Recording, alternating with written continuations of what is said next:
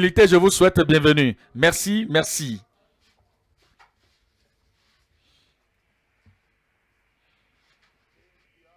Si vous voulez applaudir pour vous-même, applaudissez. Merci beaucoup, tous nos leaders et tous ceux qui ont parlé. Nous avons dit, on dirait même, vous avez tout dit, tout ce que nous devons entendre, vous avez tout dit. Mais un mot en dernier, et le Seigneur va nous envoyer et nous serons des agents de changement, recherchant, et en allant dans l'avant, en regardant devant et non derrière. Déjà, vous êtes des agents de changement. L'esprit d'un agent de changement, la pensée d'un agent de changement et l'énergie intérieure d'un agent de changement est déjà au-dedans de vous. Vous allez apporter des changements dans le monde où nous vivons. Amen. Père, nous bénissons ton nom, nous te louons.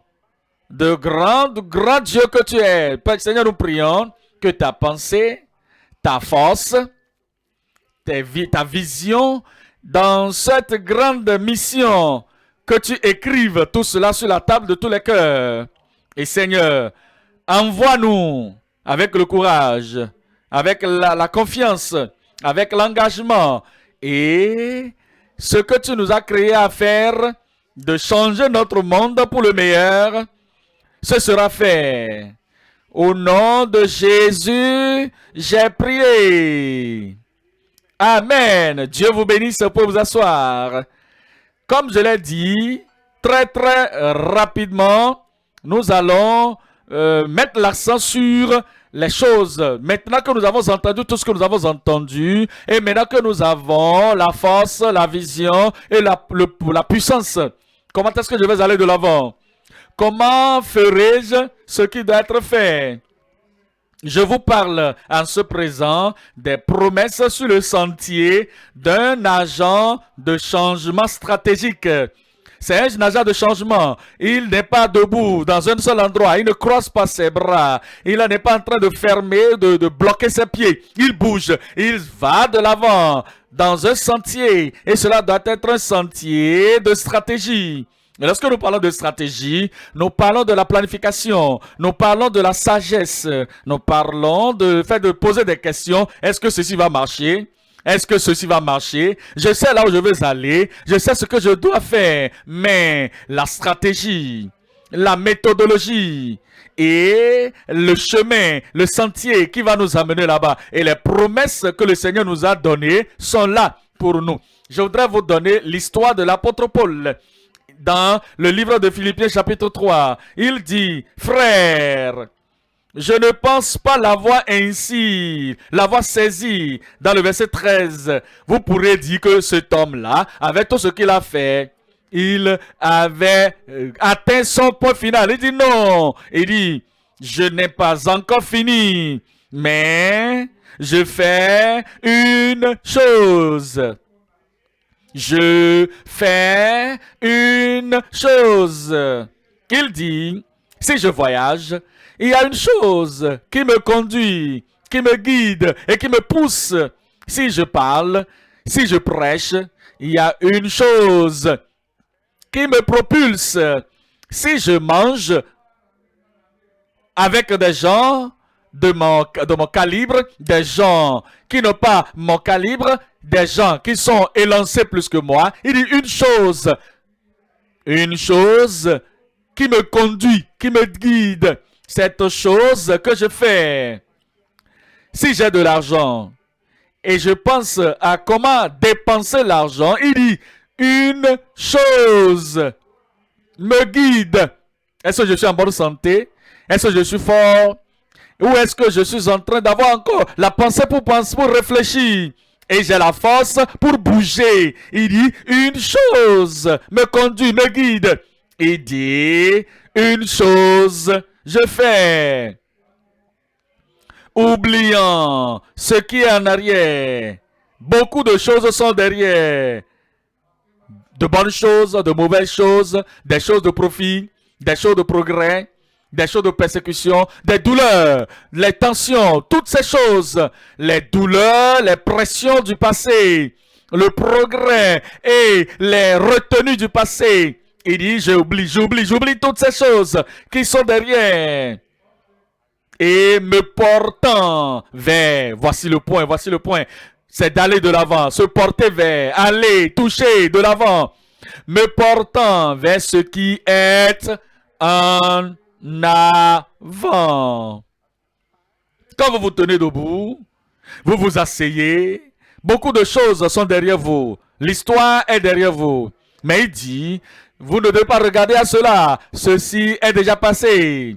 Et sur le rapport, de bonnes choses, c'est déjà passé sur le rapport. Mais, qu'est-ce que je dois faire maintenant pour le reste de ce jour, pour le reste de cette semaine, pour le reste de cette année, pour le reste de ma vie? Que dois-je faire? Il dit, voici ce à quoi je pense que cela doit déterminer. Il doit être déterminé pour ça doit être la détermination et la dédicace d'un agent de changement. Et le verset 14, il dit, je cours vers le but. Je pourrais courir en arrière et je vais permettre au stress, à la détresse, au défi et aux choses qui m'entourent, je pourrais les laisser me pousser derrière et me pousser en arrière et je vais tomber derrière. Il dit non. Je presse vers le but. Je cours vers le but. Ça, c'est une personne qui a une idée particulière dans sa pensée. Je cours vers le but pour remporter le prix de la vocation céleste, de Dieu en Jésus-Christ. Il le dit au verset 16. Au verset 16, il dit, seulement au point où nous sommes parvenus, il dit, moi. Maintenant, il a compris que c'est nous tous maintenant qui sommes maintenant appelés à avoir la pensée positive pour aller de l'avant. Il dit maintenant nous tous maintenant, là où nous sommes parvenus maintenant, nous tous marchons d'un même pas. Il dit, ne pensez pas que moi, Paul, je suis spécial, je suis fabriqué pour cela, moi je peux faire cela. Oui, c'est vrai, il était ci, il était ça dans le passé, mais que pensez-vous? Et c'est ce qu'il aurait fait. Il pouvait donner, voyant comment il est formé, c'est ce qu'il devait faire. En parlant de sa force et de sa puissance, c'est ce qu'il allait faire. Parlant de sa nature, la nature de Paul, qui est vraiment solide, c'est ce qu'il devait dire. Non, qui suis-je? Faut pas le dire. Qui toi? Tu es significatif. Moi, je suis significatif. Est-ce que vous êtes là au juste? Dites-le non. Il dit, nous marchons d'un même pas. Soyez tous dans la même direction. Je voudrais nous parler de 3 choses à propos des agents de changement. Numéro 1, c'est l'objectif et la vision d'un agent de changement pionnier. Numéro 2, c'est la priorité et la vertu d'un agent de changement qui progresse. Et numéro 3, c'est l'efficacité et la visibilité d'un mentor de changement qui produit de preuves. Vous devez produire de preuves. Je cherche un agent de changement. Où est le fruit? Où est le produit? Où est le résultat? Numéro 1 alors. Nous parlons de l'objectif et de la vision d'un agent de changement pionnier. Oui, en tout cas, nous avons parlé de Paul. Je vais parler à présent à propos d'une autre personne. Vous savez, lorsque vous allez dans une situation, il y a la pollution, il y a la corruption, là où tout est sens dessous, là où les gens qui ont dit oui se disent oui, ils disent oui et ce qui sort c'est non. Si le chemin sur lequel ils sont, c'est le chemin de la destruction que vous venez là, Daniel était à Babylone. Ce n'était pas son plan à lui. On l'avait transporté avec les gens à Babylone. Et il s'est retrouvé là-bas. Il s'est retrouvé là-bas comme un esclave. Il s'est retrouvé là-bas comme un capitaine. Il s'est retrouvé là-bas comme un captif, je vous l'ai dit. Il est descendu là-bas comme une personne qui n'a pas de valeur. Babylone ne donnait aucune valeur à Daniel. Et avec tout le reste d'eux, il est arrivé là-bas comme un homme qui n'avait pas de voix, qui le connaissait, qui allait l'entendre, le captif. Il est arrivé là-bas comme sans valeur, esclave, perdu, pour être là en train de servir pour toujours. Mais peut-être jusqu'à présent, vous n'avez pas de voix. Mais à partir de maintenant, vous aurez une voix. Vous allez parler dans la société.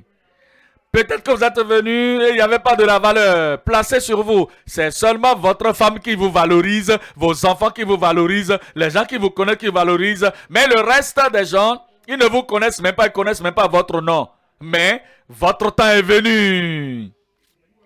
Alors finalement, lorsque Daniel s'est retrouvé là-bas, il avait une seule chose qui marchait pour lui, qui allait dans sa pensée. Une chose qui marchait pour lui. Nous avons lu, nous lisons cela dans Daniel 1, le verset 8. Il dit, mais Daniel résolu dans son cœur. Ça, c'est le secret. Ça, c'est le secret. Personne ne peut rendre votre vie inutile si vous avez l'objectif dans votre cœur. Personne ne peut vous faire taire si vous avez un objectif dans votre cœur. Et vous avez une vision. Et voilà, le Seigneur a déjà peint la vision dans notre cœur. Et vous dites, je serai un accomplisseur. Et ce sera fait. Je dis, ce sera fait. Mais, avec la vision que nous avons, les plans que nous avons, et l'image d'aller et accomplir et d'être un agent de changement pionnier. Personne n'a jamais pensé à changer ceci dans la communauté. Personne n'a jamais pensé à aller du négatif pour le positif dans notre communauté, comme le berger. Nous étions en train de suivre la même direction jusqu'à ce que quelqu'un là-bas se lève. Où est la personne là? Je demande où êtes-vous? Tenez-vous debout, je vais vous voir. Waouh, merveilleux. Nous avons une armée très puissante dans la maison ici. Le changement a commencé dans notre nation. Le Seigneur vous bénisse, vous pouvez vous asseoir. Là où nous avons commencé, c'est l'objectif de cœur. Un cœur défini, un cœur précis. Tout ce que vous faites maintenant, voici l'objectif. Voici la raison et voici la fondation de ce que je fais et la raison pour laquelle je fais cela. Mais Daniel, résolu dans son cœur, pas de consultation. Est-ce que je peux le faire? Non, il a résolu dans son cœur. Est-ce que ça va marcher? Il a résolu dans son cœur que lui n'allait pas se souiller par les mets du roi. Pensez à cela. Vous savez, des fois, vous voulez faire quelque chose qui va changer le système.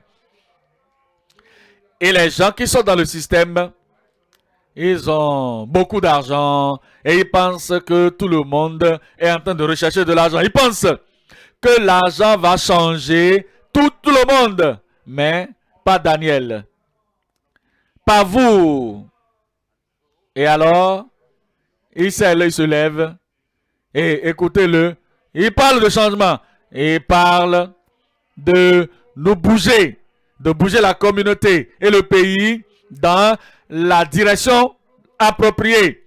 Corruption, c'est terminé. Vous ne vous bagarrez pas contre quelqu'un, vous bagarrez contre la corruption. La pollution, terminée. Vous ne vous bagarrez pas contre un commissionnaire ou bien un ministre, vous vous battez contre la pollution.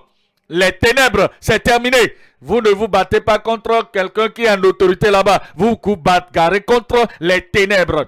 Alors, ces gens qui sont au règne, vous ne pouvez pas rencontrer qui que ce soit, mais il y a des gens qui sont derrière la corruption, la pollution, les ténèbres, qui sont en train de sponsoriser cela. Ils vont vous indexer. Ils vont, ah oui, je crois que il a dû participer à cette conférence des faiseurs des changements, des agents de changement. S'il vous pose la question, est-ce que tu étais là? Vous allez dire quoi?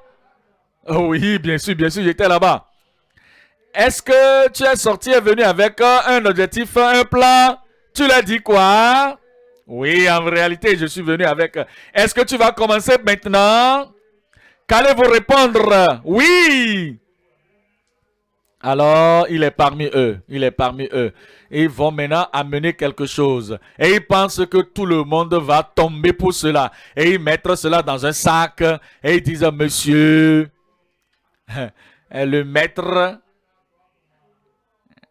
et l'originateur, l'initiateur de la corruption nous envoie pour te donner ceci. Qu'est-ce que tu vas faire? Je te pose la question, que vas-tu faire? Si tu manges la viande polluée de la corruption, tu es parti.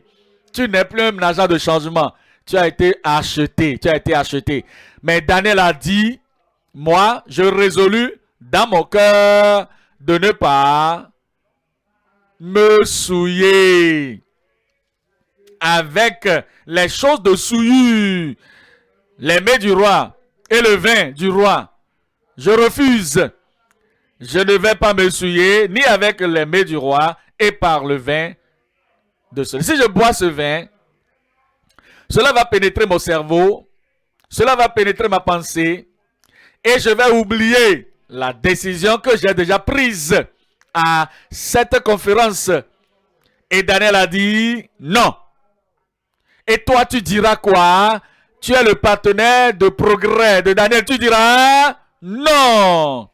Alors, il pria le chef des eunuques de ne pas l'obliger à se souiller. Nous allons sortir d'ici avec la vision de changement, avec l'objectif de changement et avec la pensée de non-compromission. Nous allons tenir avec qui que ce soit, n'importe où, pour n'importe quelle raison. Et ce changement va avoir lieu. Si vous avez de temps pour lire le livre de Daniel 1, chapitre 2, il n'était pas connu au 1. Le 2, il était venu à la lumière. Vous allez venir à la lumière. Chapitre 3, il y avait d'autres personnes avec le Shadrach, Meshach et Abednego qui étaient ses compagnons. Bien que Daniel avait réussi à son test à lui, il restait les autres. Vous êtes le centre de là-bas, le faiseur de changement ou l'instigateur de changement, l'agent de changement. Et celui qui est à côté de toi, gauche à droite ou derrière, les trois, tu n'es pas seul. Tous les trois autres de ce côté, de l'autre côté, derrière, nous sommes ensemble. Je dis, nous sommes ensemble. Et alors, Nebuchadnezzar, le maître de la corruption, les a appelés. Il a dit, j'ai entendu que tu veux être un agent de changement. Ce système a été ici pour des centaines d'années, des siècles. Maintenant, si tu entends la musique, si vous entendez la musique, ce n'est pas une musique que nous ajoutons, que nous jouons ici, hein. C'est une sorte de musique qui est différente. Si vous écoutez cela et vous vous prosternez et vous adorez et vous faites ce que le système babylonien, la corruption de la Babylone, ce qui est fait, vous vous prosternez, tout est bon. Sinon, nous allons vous jeter dans la fournaise ardente de feu. Ils lui ont répondu, roi, Nous savons que tu as l'autorité, hein? Mais nous avons quelqu'un qui est plus élevé que les élevés. Toi, tu as quelqu'un qui est omnipotent, omniscient et omnipuissant. On peut le dire. Celui-là qui est le créateur puissant. Personne ne peut lui résister. Il est plus élevé que les élevés. Il est à vos côtés. Est-ce que Dieu est aux côtés de la corruption? Est-ce que Dieu est aux côtés de la pollution? Est-ce que Dieu est aux côtés de la destruction des vies humaines? Non. Il n'est pas à leur côté. Il est à ton côté. Raccourcissons l'histoire longue. L'histoire longue, nous allons raccourcir cela en disant ceci. Aujourd'hui, vous mettez tous ensemble. Et ils les ont liés et jetés dans le feu. Oui, ils avaient le feu, ils avaient leur fournaise. Mais ils sont sortis de cette fournaise. Quel que soit là où vont vous placer, vous sortirez. Celui qui est plus élevé que les élevés, il va vous protéger. Il va vous préserver votre vie. Il le sait.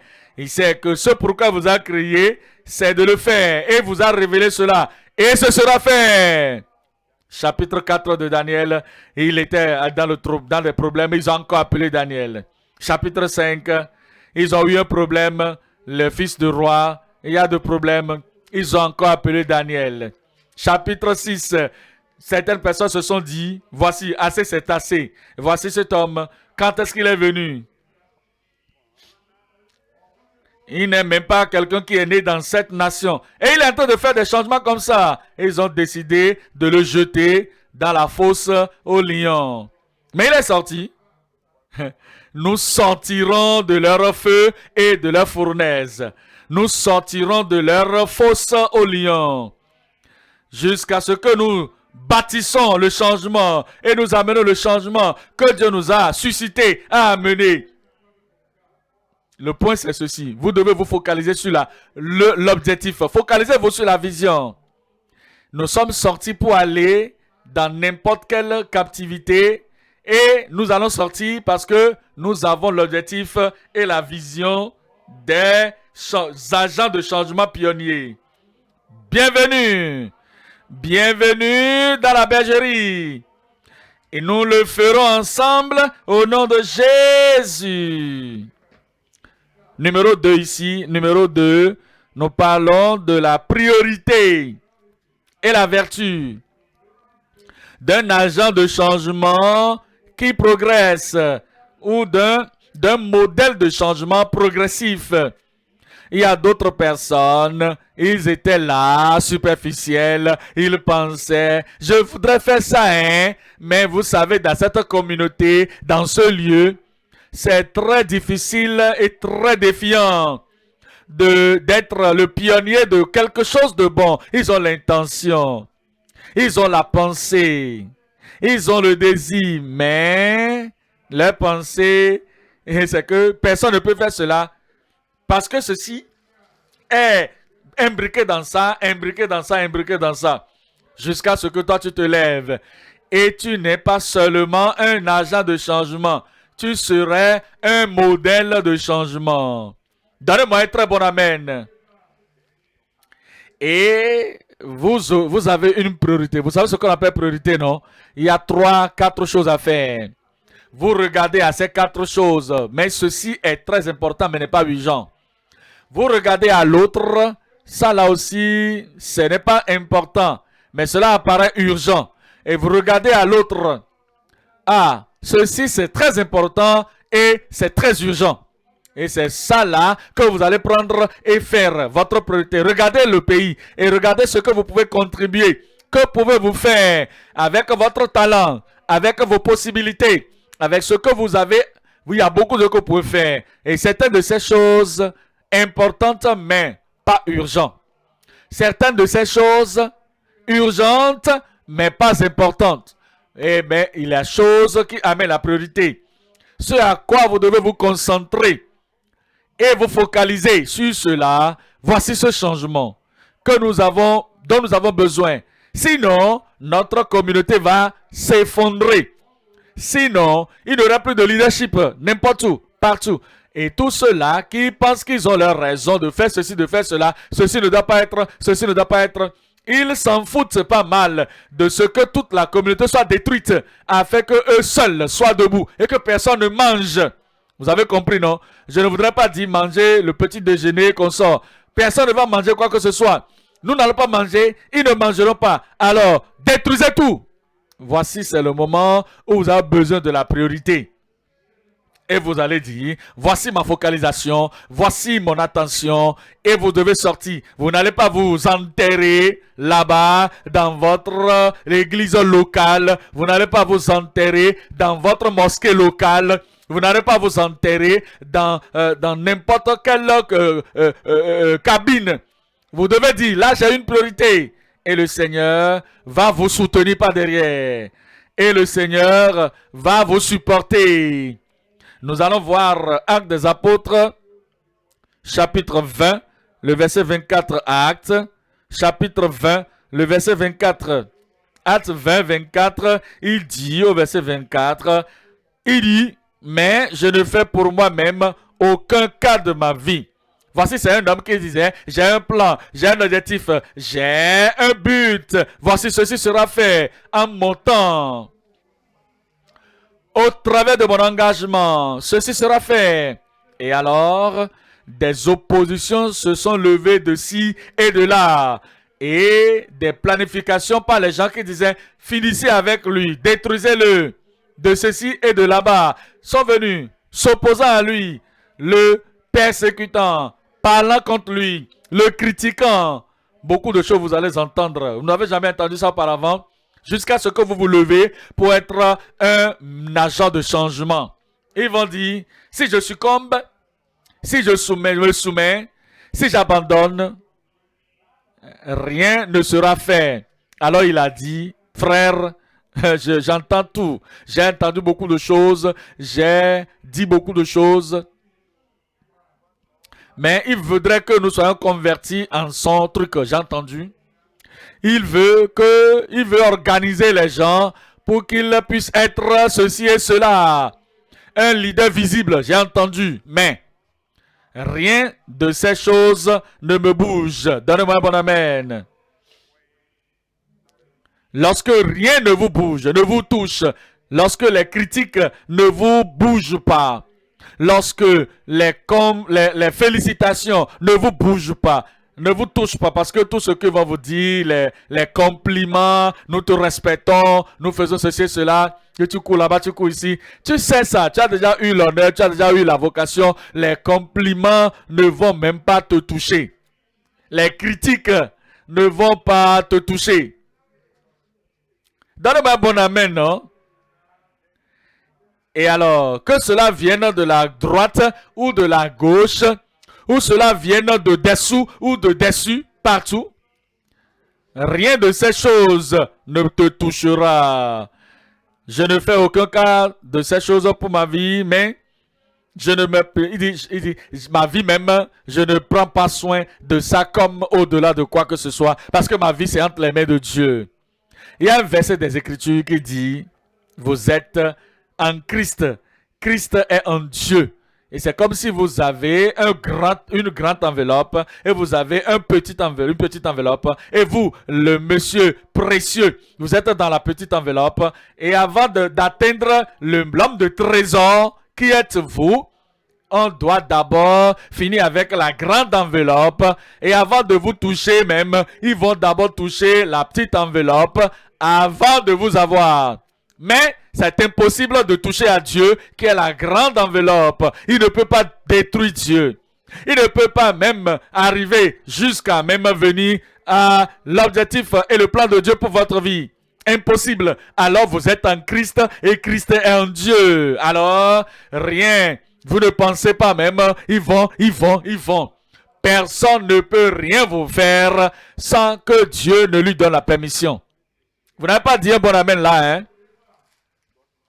Dieu a un plan, un objectif, et il a mis tellement de choses au-dedans de vous qui est l'agent de changement. Il dit, je veux que mon monde soit ainsi, que la terre soit ainsi, que ma création soit ainsi. Et il a mis en vous la commission dans vos mains. Et il dit, va le faire. Et comme tu t'en vas et tu le fais, il va surveiller ta vie. Pourquoi? Parce que sinon, ce que lui-même a l'intention de faire ne sera pas fait. Et il vous a choisi. Moi, je suis un homme choisi. Je suis un homme choisi. Et il a mis tout ce qu'il faut entre vos mains, dans votre cœur, dans votre vie. Voilà pourquoi vous ne devez pas soucier de votre vie. Cette vie est préservée et protégée. Comme si elle m'était précieuse, pourvu que j'accomplisse ma course avec joie. Et le ministère que j'ai reçu du Seigneur Jésus, d'annoncer la bonne nouvelle de la grâce de Dieu.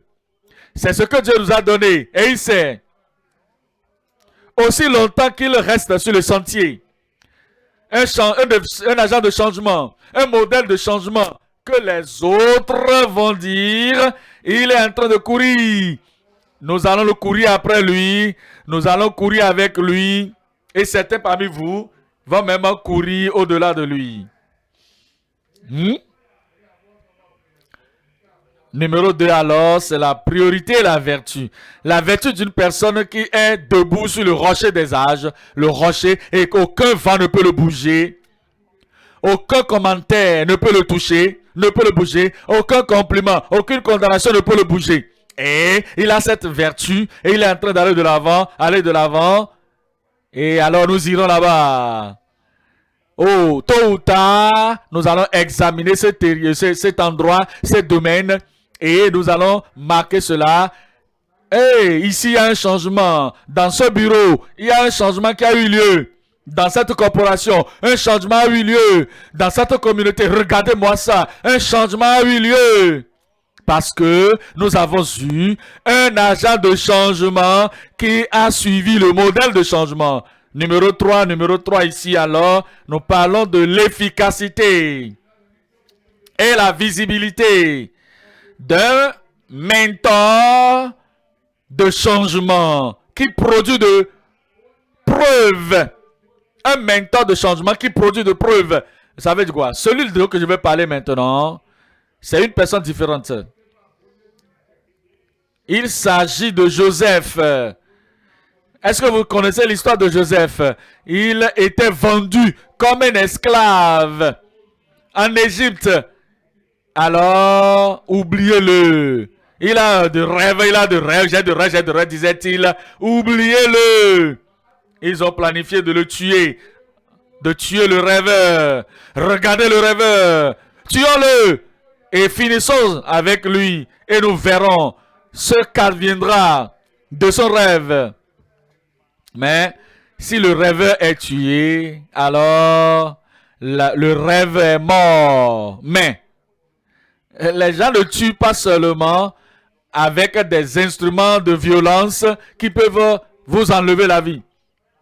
Lorsqu'ils vous rendent la vie sans objectif, sans puissance, sans progrès, sans n'importe quelle poursuite, vous êtes juste là, votre cœur est enlevé, le courage est enlevé, la puissance, la passion de faire ce qui doit être fait est enlevée. Cet homme est un mort vivant. Il est mort vivant. Mais Joseph, il n'avait pas reçu, il n'a pas pu les résister. Alors il n'avait pas le pouvoir. Donc on l'avait vendu dans la maison de Potiphar. Dans la maison de Potiphar, en un moment, il allait de l'avant jusqu'à ce que quelqu'un s'est levé. La femme de Potiphar l'a appelé de venir faire ceci. Joseph a dit non, moi je ne peux pas faire cela. Elle a dit pourquoi? Il y a des choses que les rêveurs ne peuvent pas faire. Ils ont essayé de tuer mon rêve. Ils n'ont pas réussi. Mais si moi-même je tue mon rêve par moi-même, alors c'est fini pour moi. Je serai en train de tuer le rêveur et le rêve. Les rêveurs ne font pas de telles choses. Je ne le ferai pas. Si vous cherchez, vous êtes des gens qui agissent comme ça, agissent cela, ils ne sont pas des rêveurs, ils n'ont pas de rêve même. Et ils ne pensent pas à ce que si je ne succombe pas, cette femme va faire quelque chose. Je suis parti, c'est fini pour moi. Mais Joseph connaissait mieux que ça. À partir de ce jour, je connais mieux. Moi, je connais mieux. Vous savez, le problème avec les gens, c'est qu'ils ne regardent pas au futur. Ils regardent juste le présent. Et le présent, qui suis-je? Un homme, un petit garçon qui n'a pas de voix, qui n'a pas de voix, qui n'a pas de valeur. Je suis là seulement pour servir. Tout ce que je peux dire maintenant, c'est ce que je peux avoir ici. Mais Joseph regardait au futur. Levez vos têtes, regardez au futur. Parce que un futur brillant, plus que la situation présente dans le présent vient sur votre chemin. Alors finalement, il a eu un grand mensonge donné sur lui. Il n'avait pas de possibilité de sortir avec un avocat pour le défendre. Il ne pouvait pas. Alors on l'avait envoyé en prison. Pas de questionnement. Toutes ces parties, tout ce sentier, c'était le sentier de Potiphar pour aller à la prison. Tout ceci s'est passé. C'était pour que le sentier l'amène dans l'accomplissement de ce rêve. Nous allons te voir bientôt de l'autre côté. Alors, les gens dans la prison, 2 parmi eux avaient fait des rêves. Et vous savez, un rêveur qui avait... il avait un rêveur qui est contrôlé par des rêves. Et il a posé la question, qu'est-ce qui se passe avec vous? Et ils lui ont dit, nous avons rêvé. Pas d'interprétation. Donnez-moi vos rêves. Ils lui ont dit, et il a interprété les rêves. Il a continué de faire du bien aux gens. Bien qu'il était dans un endroit où ta pensée sera en train de lui demander, pourquoi tu es ici? Pourquoi tu es ici? Continue de faire le bien. Le matin, fais du bien. Dans l'après-midi, fais du bien. Lorsque tu es mécompris et que tu as été incarcéré, continue de faire le bien. Lorsque tu dis, voici là où je suis, ce n'est pas le lieu où je dois être. Continue de faire le bien. Toutes les bonnes choses que tu vas faire, c'est comme une semence qui est mise en terre. Cela va germiner. Cela va germer, je vous l'ai dit. Et cela va produire. Vous n'êtes pas présent. Vous n'êtes pas présent. Et finalement, vous allez relâcher les fruits. Et l'un a été tué et l'autre a été promu comme l'interprétation l'avait dit. Et il a été oublié. Joseph était oublié. Pas de souvenir. Il était toujours en prison. Vous pouvez vous poser la question, mais pourquoi je suis encore ici? Regardez les bonnes choses que j'ai faites à cet homme. Et je lui ai dit que lorsque tu serais là-bas, dans ta position, parle de moi. Rappelle-toi de moi. Lorsque les choses vont marcher pour toi, souviens-toi de moi. Mais l'homme l'a oublié. Joseph, qu'est-ce que tu penses de ça? Joseph a dit, ne vous en faites pas. Dites à vos gens, ce n'est pas encore mon temps. Mais mon temps va arriver. Je dis, mon temps viendra. Qu'en est-il si Joseph était relâché le jour suivant que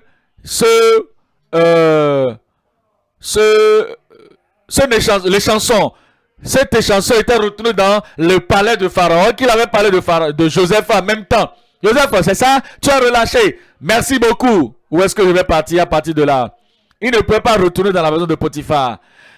Il ne peut pas quitter et vivre dans le palais de Pharaon. Il serait juste dans la rue. Même ce qu'il avait dans la prison, il ne peut plus retourner dans la prison. Là où il dormait dans la prison, il ne peut pas l'amener avec lui.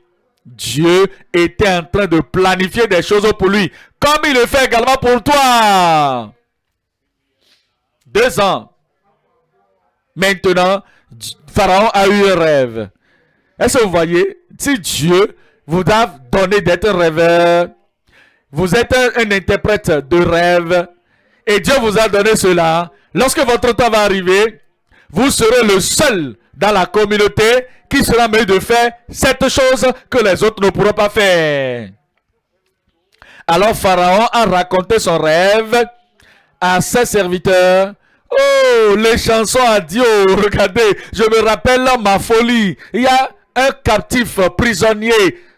Là où nous étions, cet homme, il est un spécialiste des interprétations des rêves. Appelez-le. On l'a appelé. Le temps est venu dans votre vie, on va vous appeler. Vous êtes l'homme qui va résoudre le problème. Et vous êtes celui-là qui va amener le train et enlever la dépression dans le cœur du roi. Alors, après cela, il a apparu et le pharaon lui a dit son rêve. Il a dit il y avait deux. Un était relâché, l'autre l'avait dit. Il avait relâché cela. Et sans que Joseph ne dise, donnez-moi de temps. Non, il n'y a pas de temps. Voici ça, c'est urgent. C'est urgent. Je dois donner l'interprétation maintenant. Et le Dieu du ciel qui donne le rêve, il a également donné l'interprétation, la connaissance de faire sortir la révélation de l'interprétation dans la vie de Joseph. Il a ouvert la bouche seulement comme ça. Ouvrez la bouche largement, je vais remplir la bouche là. Je dis, ouvre ta bouche grandement et je vais la remplir. Il ne savait pas comment ceci allait se passer. Le mot est venu, le mot suivant est venu, le mot suivant est venu. Et Pharaon se demanda, est-ce qu'on peut trouver un homme aussi sage que celui-là? Et vous savez ce qui s'est passé? Joseph maintenant, tu n'es plus un prisonnier. C'est le Pharaon qui le dit. Moi, je ne suis plus un prisonnier. Ton monde, tes parents ne seront plus emprisonnés. Ta richesse ne sera plus emprisonnée. Elle sera plus emprisonnée. Ta sagesse ne sera plus emprisonnée. Il a élevé. Et il a dit, maintenant, je fais de toi le deuxième commandant, au-delà de Potiphar, au-dessus de Potiphar, au-dessus de la femme de Potiphar. Après Pharaon, c'est toi. Finalement, on lui a dit, cette chose que tu as dite, que dans les temps de l'abondance, nous devons rassembler, toi, vas-y, et c'est toi qui vas faire les choses. Il est devenu l'administrateur général. Il est devenu l'administrateur général. Il contrôlait tout le monde. Il était le gérant en question.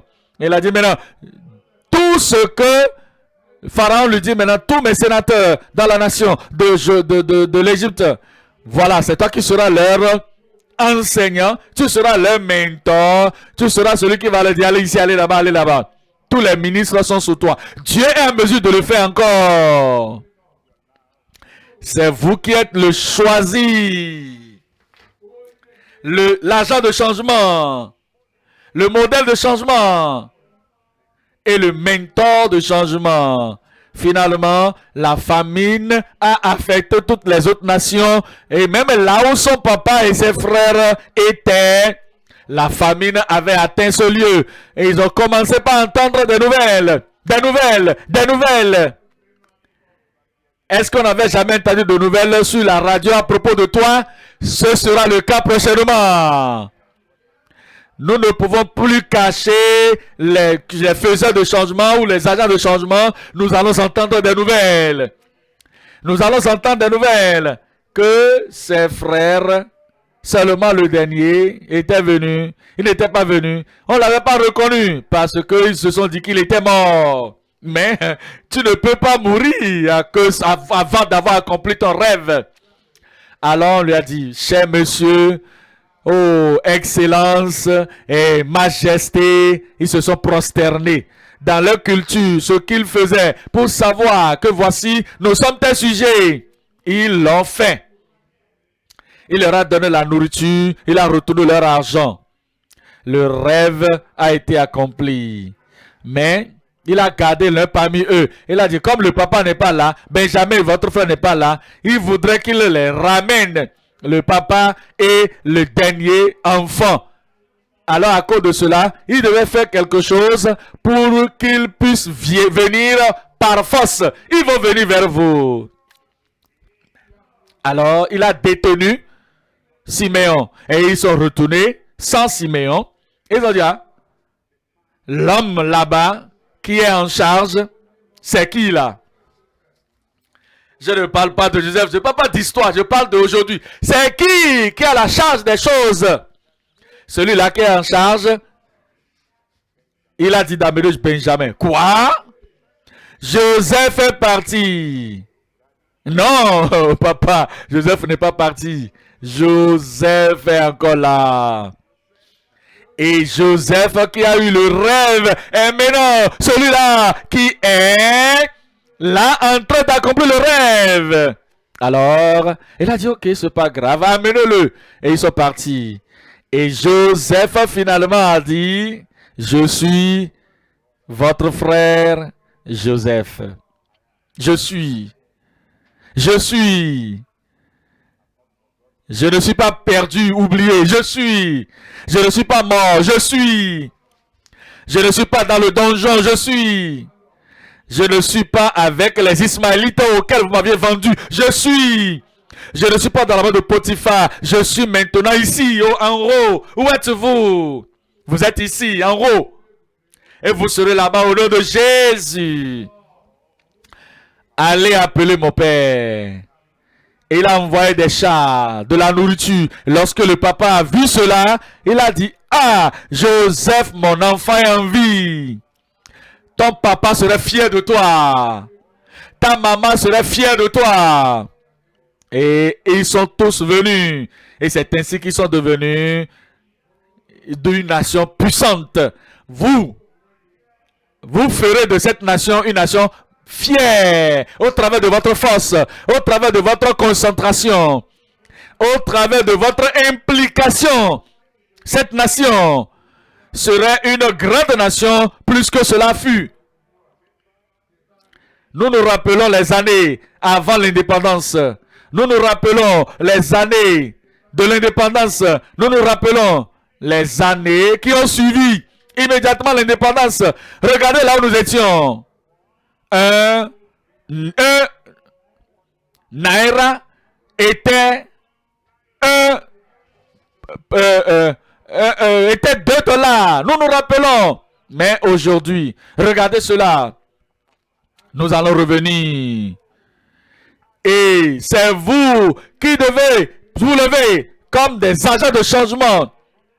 Votre changement, c'est dans votre autorité, dans votre vision, dans votre rêve et dans votre posture. Vous avez le rêve d'une nation meilleure.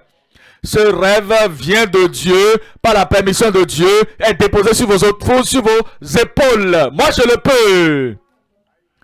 Moi, je le ferai. Moi, je dois le faire. Et cela va arriver.